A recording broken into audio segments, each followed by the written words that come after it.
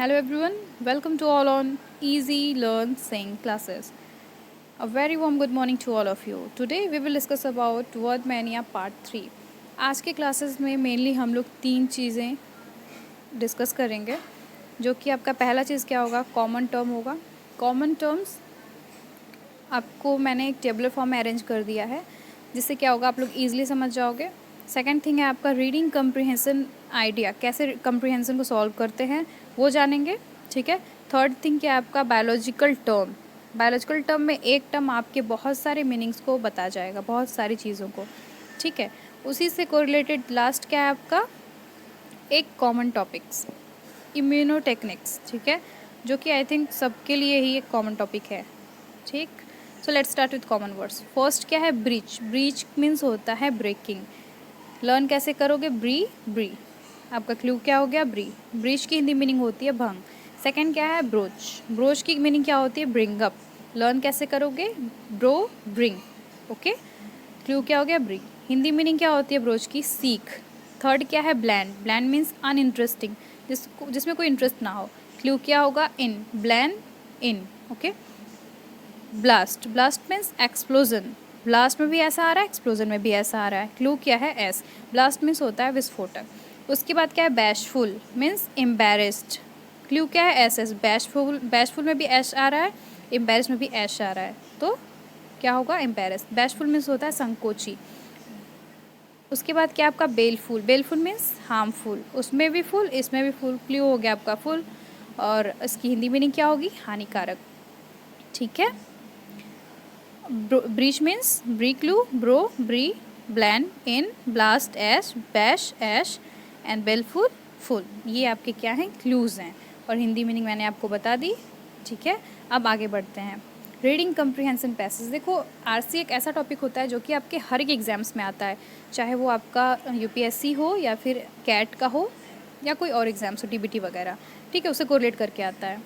Reading comprehension में जो passage होता है वो मेनली तीन चीज़ों के बारे में बेस्ड होता है. उनको अगर आप पता लगा लो तो इजीली सॉल्व हो जाएगा. MLT, main idea, logical structure, tonality. यही तीनों चीज़ होता है जिसको जानना हो ज़रूरी होता है.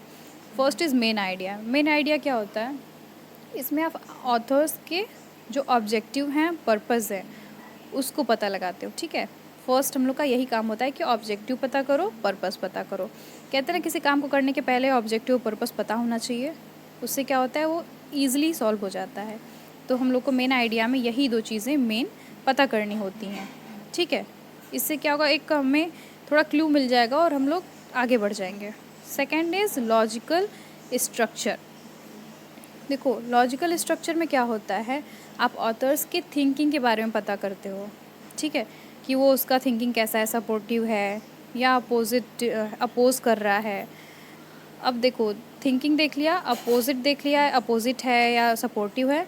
इन दोनों चीज़ को क्या करो, एनालाइज करो. ठीक है, किस तरह की उसकी थिंकिंग है ऑथर की. ठीक. एग्जाम्पल क्या है, historical point of view, traditional point of view. View सबका अलग अलग होता है, या तो ऑथर वो हिस्टोरिकल पॉइंट ऑफ व्यू हो सकता है डिनोट कर रहा हो, या ट्रेडिशनल डिनोट कर रहा हो. ठीक है. तो ये क्या हो गया आपका लॉजिकल स्ट्रक्चर हो गया. मेन आइडिया में आपने क्या देखा, पर्पस और ऑब्जेक्टिव. लॉजिकल स्ट्रक्चर में आपने क्या देखा, थिंकिंग ऑफ ऑथर.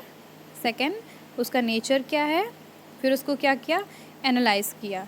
यह आपको हो गया लॉजिकल स्ट्रक्चर. ठीक है. अब देखते हैं टोनैलिटी. टोनैलिटी पे ही आपका पूरा पैसेज बेस्ड होता है, कैसा लैंग्वेज यूज्ड हुआ है उसमें. ठीक है, इधर इट इज़ क्रिटिकल, सपोर्टिव और नैरेटिव. ठीक, किस तरह का लैंग्वेज उसमें यूज्ड हुआ है. सेकंड क्या है, reason for the word used in the passage.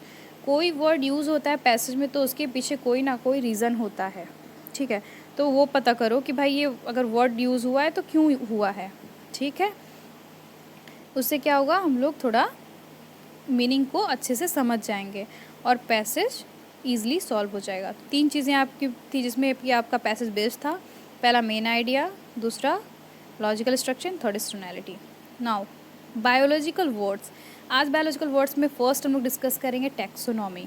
Taxonomy एक ही वर्ड है लेकिन इससे कोरिलेटेड तीन वर्ड्स हैं जो कि आपको समझ में आ जाएगा अगर आप टैक्सोनॉमी समझोगे तो.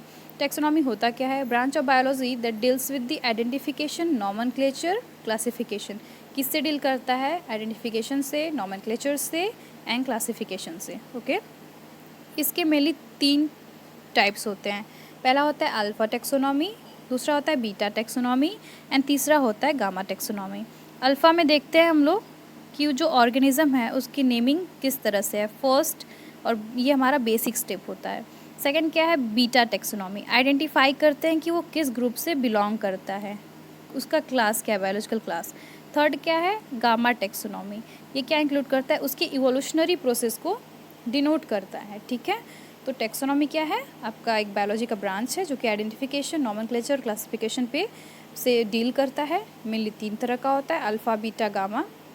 अल्फ़ा में हम लोग फर्स्ट स्टेप होता है बेसिक नॉलेज देखते हैं, सेकंड में आपका नेचुरल ग्रुप और थर्ड में evolutionary process. Second word is flagella. Flagella एक ऐसा टर्म है जो कि आपके both gram positive and gram negative bacteria में पाया जाता है। फ्लैजिला क्या वर्क करता है? ये आपका मूवमेंट के लिए हेल्प करता है। मेनली फ्लैजिला आपका 4 तरह से डिवाइड हुआ है। फर्स्ट है monotrichous, second is amphitrichous, third is lophotrichous and fourth is peritrichous. Monotrichous means क्या होता है? जो फ्लैजिला रहेगा वो एक ही रहेगा। दूसरा क्या है? Amphitrichous, amphi means both side, दोनों साइड आपका फ्लैजिला प्रेजेंट होगा। Third is lophotrichous means cluster of flagella present, इधर लेफ्ट साइड और राइट साइड। पेरिट्रिकस क्या होता है? पूरे जो फ्लैजिला रहेगा वो पूरा स्प्रेड हुआ रहेगा पूरे सरफेस पे। आप लोग फिगर में देख सकते हो, फर्स्ट में फ्लैजिला वन साइड है, सेकंड में बोथ साइड है एंड थर्ड वाले में आपका एक क्लस्टर के फॉर्म में है एंड फोर्थ वाले में पूरा स्प्रेड है सरफेस पे। ठीक है, तो ये आपका फ्लैजिला था। फ्लैजिला आपने देखा मूवमेंट के लिए यूज़ होता है, gram positive gram negative bacteria में प्रेजेंट होता है। 4 टाइप्स होते हैं इसके, मोनोट्रिकस, एम्फीट्रिकस, लोफोट्रिकस एंड पेरिट्रिकस। अब देखते हैं इम्यूनोटेक्निक्स, वो टेक्निक्स जो आपकी एंटीजन और एंटीबॉडी के बाइंडिंग पे बेस्ड होती है। ठीक है, तो फर्स्ट इज इम्यूनोप्रेसिपिटेशन। इसको जानने के लिए कुछ टर्म्स आपको पता होने चाहिए, जैसे कि the process of antigen antibody interaction using this method is work same as enzyme substrate association. कैसे वर्क करता है? जैसे कि आपका एंजाइम में सबस्ट्रेट एसोसिएशन वर्क करता है, उसमें क्या होता है? बाइंडिंग होती है और उसमें भी एंटीजन एंटीबॉडी की बाइंडिंग होती है।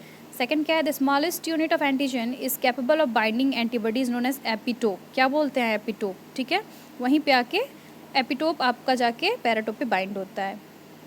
Third is the corresponding area on the antibody molecule combined with the epitope is called paratope. जो बाइंडिंग होती है जिस पे आपका एपिटोप आके बाइंड करता है उसको बोलते हैं पैराटोप। तो फर्स्ट क्या था? कैसी एसोसिएशन होती है इन लोग की? एंजाइम सबस्ट्रेट की। सेकंड क्या है? स्मॉलेस्ट यूनिट जो होता है उसको बोलते हैं एपिटोप, जिस पे बाइंड हो रहा है पैराटोप। इस फिगर में आप लोग देख सकते हो, आप लोग का एंटीबॉडी दिख रहा है right side, antigen is on left side, epitope bind हो रहा है कहाँ पे? पैराटोप पे आके। जिस पे बाइंड होता है उसको बोलते हैं पैराटोप और जो आगे बाइंड हो रहा है उसको बोलते हैं एपिटोप। अब देखो फंक्शन होता क्या है। Immunoprecipitation is a method to isolate a specific antigen from a mixture using the antigen-antibody interaction. ये कैसा प्रोसेस होता है जिसमें कि एंटीजन को एक मिक्सचर से आइसोलेट करते हैं। कैसे करते हैं? उसमें एंटीजन और एंटीबॉडी का इंटरेक्शन होता है। मेनली इसमें 4 स्टेप्स होते हैं। पहला देखो क्या होता है, सुटेबल एंटीबॉडी इज एडेड, एक सुटेबल एंटीबॉडी ऐड होगा। सेकेंड बाइंडिंग होगी। थर्ड में क्या होगा? कॉम्प्लेक्सेस बनेंगे। फोर्थ में सेंट्रिफिकेशन होगा, सुपरनेटेंट और पैलेट फॉर्म होगा। सुपरनेटेंट हम लोग क्या करेंगे? वॉश कर देंगे और पैलेट आपका नीचे सेटल डाउन हो जाएगा। यही मेनली इम्यूनोप्रेसिपिटेशन में 4 स्टेप्स होते हैं। First antibody added, second antibody bind to protein, third complexes will be form and fourth washing. ठीक है, यही 4 स्टेप्स आपके होते हैं इम्यूनोप्रेसिपिटेशन में। आई होप आपको ये वीडियो समझ में आया हो, अच्छा लगा हो। नेक्स्ट क्लास में हम लोग कुछ ऐसे ही न्यू टॉपिक्स डिस्कस करेंगे। ठीक है, आज हम लोगों ने आरसी पढ़ा, कल आरसी के और एग्जाम्पल्स लेके पढ़ेंगे, करंट अफेयर्स डिस्कस करेंगे, कॉमन टर्म को एक इजी वे में समझेंगे और बायोलॉजिकल टर्म्स में कुछ नया इंक्लूड करेंगे। ठीक है, लाइक आपका टैक्सोनॉमी बेस्ड या फिर इम्यूनोटेक्निक्स के और टाइप्स, एलिजा वगैरह वगैरह। ठीक है, thank you, thanks a lot.